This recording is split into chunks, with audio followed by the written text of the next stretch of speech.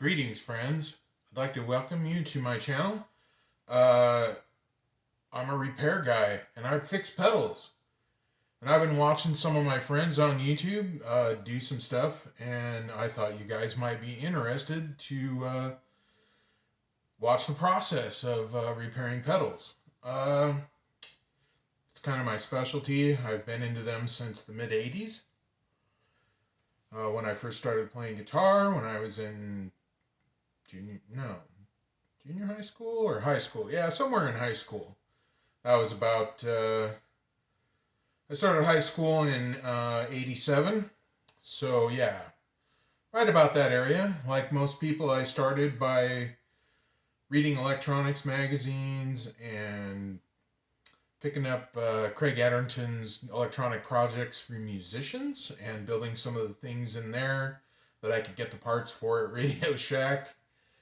So it just kind of blossomed from there, and I used to work at a music store, and I was the lead repair guy there, and I worked on amps and pedals and guitars, and so I decided, hey, why don't I start a YouTube channel and show people how to fix their stuff?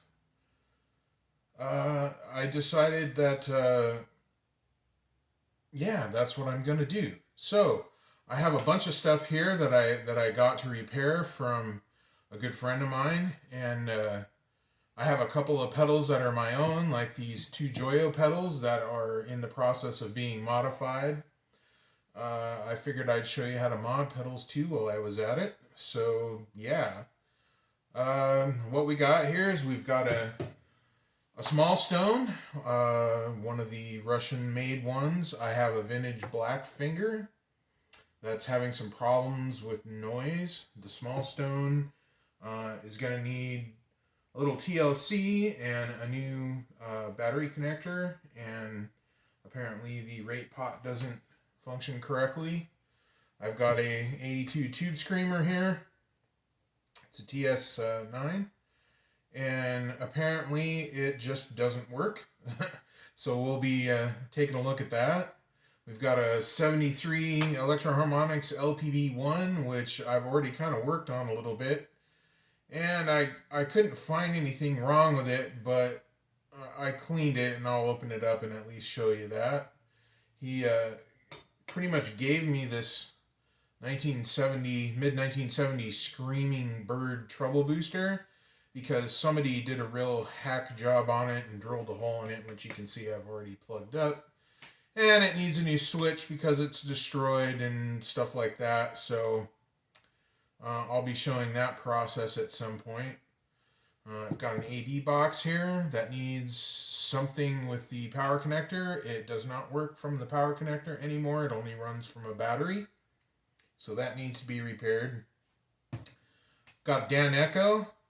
I have one of these myself, so I know the pedal a little bit. It's a PT2399 based digital delay that's made to emulate an analog delay. Apparently it turns on and it just does nothing. So yeah, we'll be investigating that. Got to build your own clone, the Lazy Sprocket. Apparently it doesn't function as intended.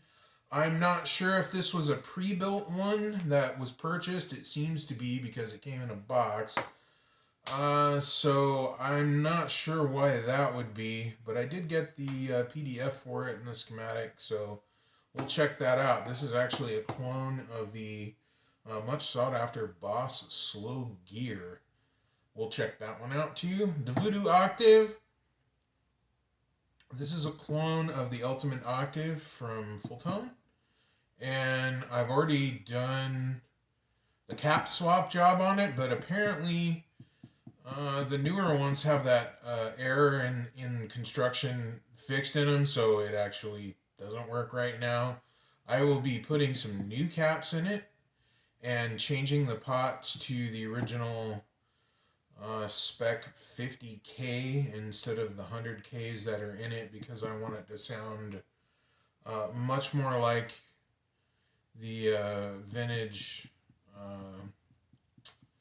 Fox Tone Machine, which is what it's supposed to be a clone of, sort of, full tone version of that.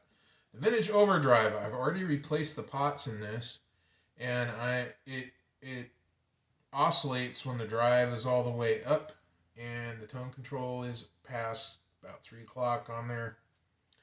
So I'm going to go ahead and do some capacitor swapping in that because I think it has leaky caps, and replace the op amp in it maybe.